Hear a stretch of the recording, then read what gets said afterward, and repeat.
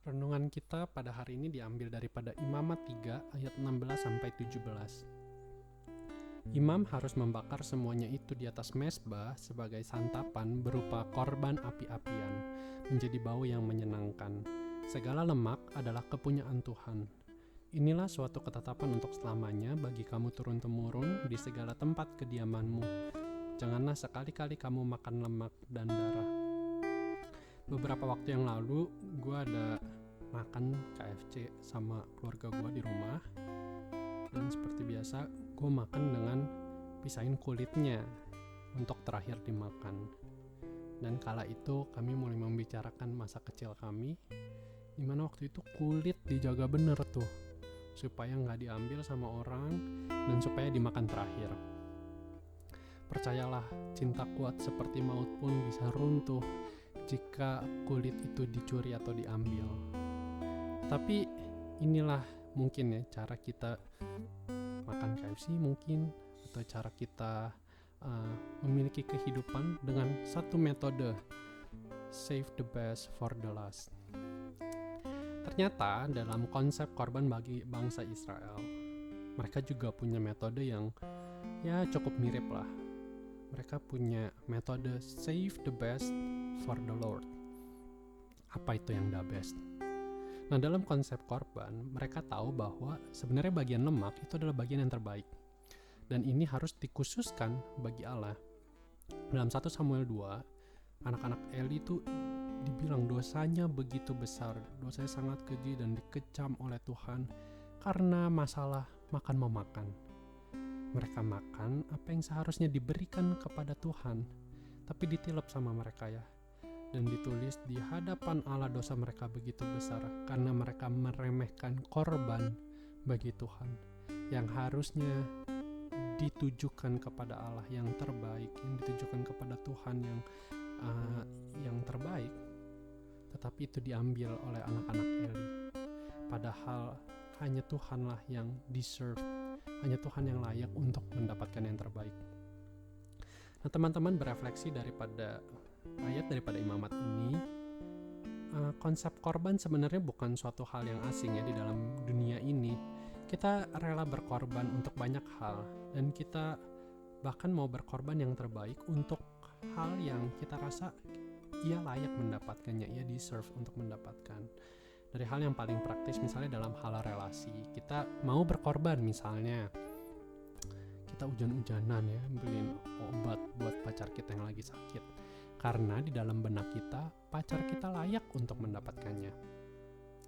Saya bekerja di perusahaan yang established, saya rela kerja mati-matian karena perusahaan itu atau bos itu layak mendapatkannya. Well, di satu sisi karena mungkin bayarannya promising juga buat kita. Ya sebenarnya kalau mau paling jujur ya, balik-balik lagi, saya mau berkorban waktu, tenaga, supaya saya lebih pintar, saya lebih kaya, pride saya bisa lebih tinggi. No pain, no gain.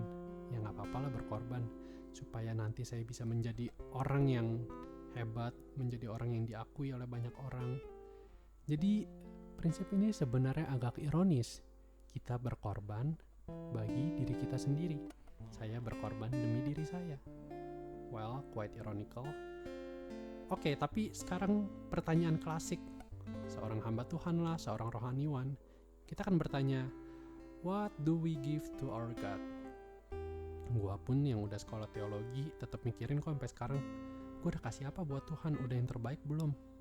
Dan kalau mau jujur dijawab di detik ini sekarang, I don't think so. Dan ini bukan masalah yang gampangan di hadapan Tuhan, ini masalah serius di hadapan Tuhan. Karena sebenarnya gue lagi bilang di detik yang sama juga, God, I'm sorry you don't deserve it. You don't deserve the best. Mungkin kita bisa ngeles dengan pertanyaan defense mechanism kita. Ya nggak jelas lah kriteria the bestnya Tuhan apa. Yang penting ya udah, saya kan udah sisihin uang saya udah sisihin waktu saya untuk ikut komsel, saya udah sisihin waktu saya untuk pelayanan. Udahlah, itu udah cukup baik. Tapi Roma 12 ayat 1 bilang, present your bodies as a living sacrifice. Karena inilah yang kudus dan berkenan kepadanya, bahkan dibilang ini ibadah yang sejati. Jadi simply Apa yang terbaik yang kamu bisa berikan kepada Tuhan? Jawabannya dengan pertanyaan lagi, apa yang kamu punya? Lebih spesifik, apa yang terbaik yang kamu punya? Itulah yang kamu bisa berikan kepada Tuhan. Kamu punya uang? Kasih semuanya kepada Tuhan. Kamu punya waktu? Kasih semuanya kepada Tuhan. Kamu punya talenta? Give them all. Mungkin your appearance, kamu merasa diri kamu cukup menarik, dan itu bisa kau pakai juga untuk kemuliaan Tuhan. Berikan itu. Tentu jangan ditafsirkan jual segala hartamu dan berikan kepada gereja, tentu tidak. Tetapi pakailah seluruh uangmu, baik itu untuk take care dirimu, untuk hal apapun yang kamu lakukan, yaitu untuk kemuliaan Tuhan. Coba habis devotion ini kita merenung dan coba diam ya 1-2 menit. Apa yang saya punya dan yang saya bisa berikan yang terbaik buat Tuhan? Quote unquote lemak yang kita punya, yang kita bisa berikan kepada Tuhan itu apa? Menariknya jenis korban ini ya, peace offerings, ini merupakan hal yang tidak wajib. Ini korban yang voluntary. Jadi ada 5 jenis korban kalau baca Imamat 1-2-3, pasal 1-2-3 itu yang tidak wajib. Pasal 4-5, korban penghapus dosa dan korban penebus salah itu yang wajib. Biasa korban ini itu adalah korban yang diwujudkan dari rasa syukur. Misalnya saat keluarga Israel itu diberkati atau misalnya nazarnya dipenuhi, mereka akan memberikan korban ini, korban voluntary yang tidak wajib.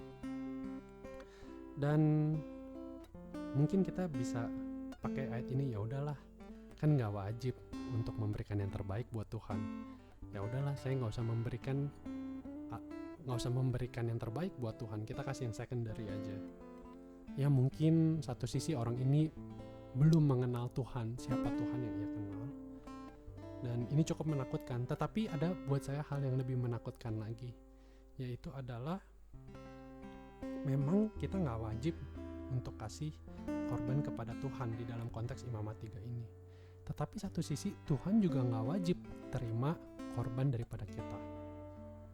Buat saya burden dari voluntary ini bukan di dalam diri kita, tetapi di dalam diri Tuhan juga. Karena sesungguhnya Tuhan deserve yang terbaik.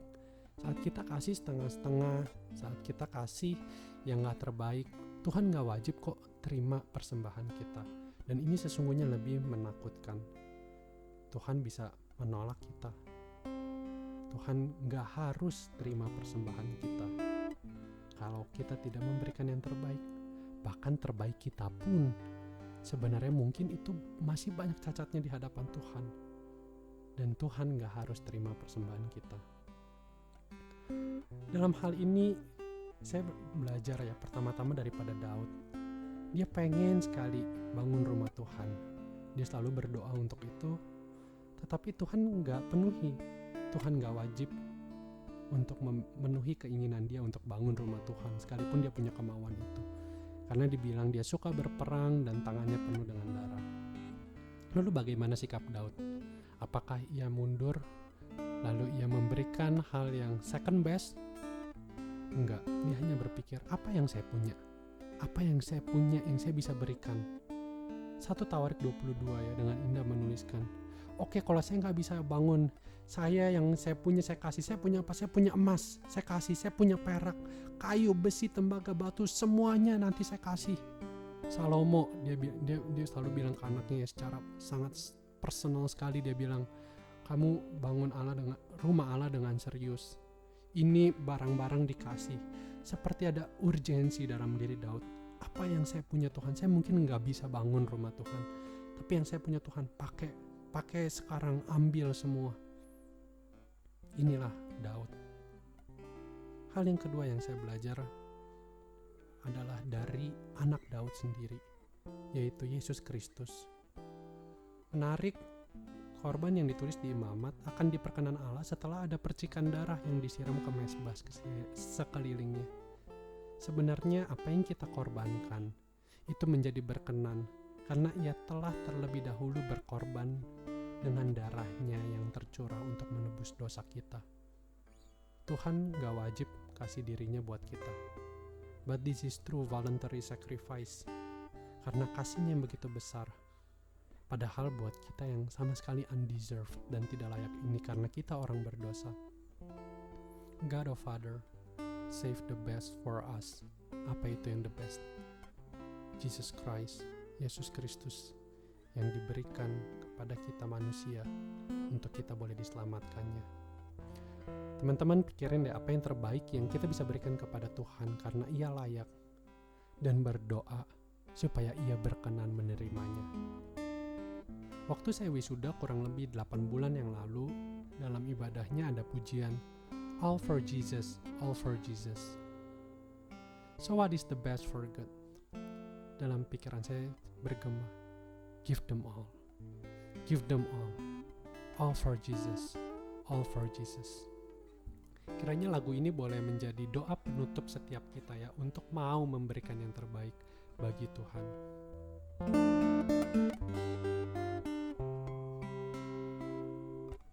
All for Jesus, all for Jesus. All my beings, friends and powers. All my thoughts and words and doings. All my days and all my hours. All for Jesus, all for Jesus. All my days and all my hours.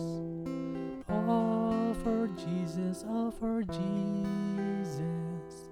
All